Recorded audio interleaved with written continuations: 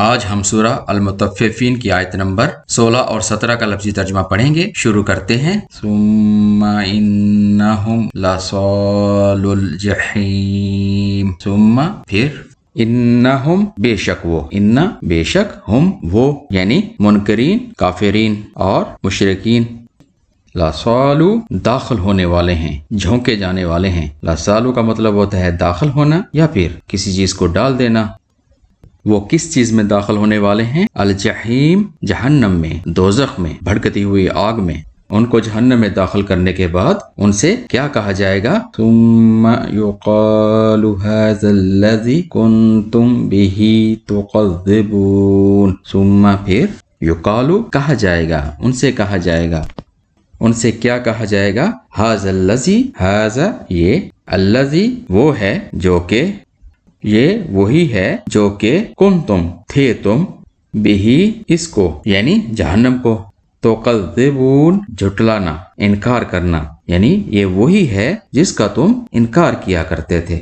پھر وہ یعنی منکرین اور کافرین دوزخ میں جھونک دیے جائیں گے یا پھر دوزخ میں ڈال دیے جائیں گے۔ پھر ان سے کہا جائے گا یہ ہے وہ جہنم یا پھر یہ ہے وہ جہنم کا عذاب جسے تم جھٹلاتے تھے۔ اس سے پہلی والی آیت میں اللہ تعالیٰ نے منکرین اور کافرین کو حشر میں اپنے دیدار سے محروم کر کے روحانی صدمے اور اذیت میں مبتلا کیا۔ اس کے بعد اللہ تعالیٰ نے ان کے جسمانی عذاب کے بارے میں بیان فرمایا کہ ان کو جہنم کی بھڑکتی ہوئی آگ میں ڈال دیا جائے گا یا پھر دوزخ میں جھونک دیا جائے گا۔ سالو کا مطلب صرف داخل ہونے کا نہیں بلکہ جہنم کی آگ کی تپش اور سختی کو اپنی ہڈیوں کے اندر تک محسوس کرنا ہے، یعنی وہ جہنم کے اندر اس کی اذیت اور ہولناکی کو اپنے اندر تک محسوس کریں گے اور اس عذاب میں مسلسل جکڑے رہیں گے، یعنی ان کو یہ عذاب مسلسل دیا جاتا رہے گا، اس میں کمی نہیں کی جائے گی۔ وہ اس طرح کا عذاب ہوگا کہ ان کی ہڈیاں اور ان کا جسم جہنم کا ایندھن بن جائیں گے۔ اس سے اگلی آیت میں اللہ تعالیٰ نے فرمایا پھر ان سے کہا جائے گا کہ یہ وہی ہے جہنم جس کا تم انکار کرتے تھے۔ اس کا مطلب یہ ہے کہ جب منکرین اور کافرین جہنم کی آگ میں جل رہے ہوں گے اور مسلسل اذیت